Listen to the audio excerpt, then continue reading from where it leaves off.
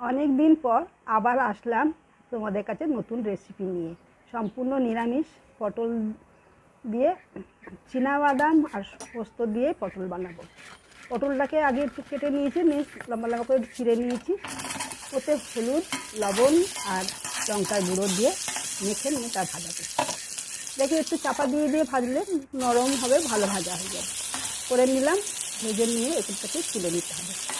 এটা চীনাবাদাম দিয়ে করছি। চীনাবাদামটাকে আমি কাঠখোলাতে ভেজে নিয়েছি, নিয়ে ওটাকে ফ্রাই করে নিয়েছি। এবারে সেই তেলেতেই আমি দিয়ে দিলাম এবারে গোটা জিরে আর গোটা গরম মশলা। তারপরে আমি দিয়ে দিলাম দুটো তেজপাতা আর দুটো শুকনো লঙ্কা। এটা দিয়ে নাড়াচাড়া করার পরেই দিয়ে দিয়েছে আদা বাটা।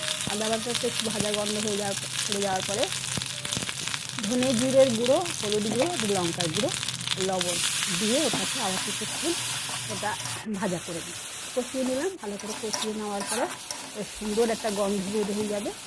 মশলা ভাজার গন্ধ বের হওয়ার পরেই দিয়ে দিলাম পোস্ত, একটা কাঁচা লঙ্কা আর আমি ওই বাদাম বাটা, ওটাকে ভালো করে পেস্ট করে নিয়েছিলাম, ওইটাকে মেখে ভালো করে সুন্দর করে ওটাকে ধীরে ধীরে, ওটাকে অবশ্যই স্লো করে দিয়ে নাড়াচাড়া করে ওটাকে কষিয়ে নিলাম। কষিয়ে নেওয়ার পরে টমেটো দিয়ে দিলাম আর কাঁচা লঙ্কা। আমি একটা টমেটো নিয়েছি, তার অর্ধেকটা এখন কষানোর সময় দিয়ে দিলাম।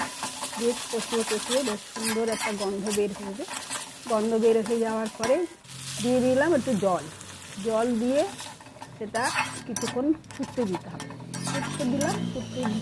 ফোটার পরে ওতে কিছু দু চারটে আমি গোটা বাদামও দিয়ে দিয়েছি, মুখে পড়লে ভালো লাগবে। এবারে আমি ফোটা হয়ে যাওয়ার পরে পটল ভাজাগুলো দিয়ে দিলাম আর টমেটো বাকি রেখে দিয়েছিলাম, সে অর্ধেক টমেটো কাঁচা লঙ্কা ছড়িয়ে দিয়ে দিলাম। এটা ঝাল ঝাল মিষ্টি মিষ্টি ভালোই লাগে খেতে, গরম ভাতে সত্যিই ভালো লাগবে খেতে। এবার নুনটাকে অবশ্যই টেস্ট করে দেখে নিতে হবে আমার নুনটা ঠিকই আছে। আমি 2 মিনিটের জন্য ঢাকা দিয়ে দিয়েছিলাম সুসিদ্ধ করার পরে। এবার আমার কমপ্লিট।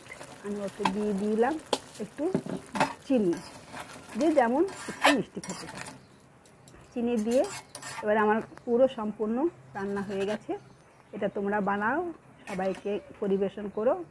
ভালো লাগলে অবশ্যই আমাকে কমেন্ট করে জানিও, সাবস্ক্রাইব করে দিও।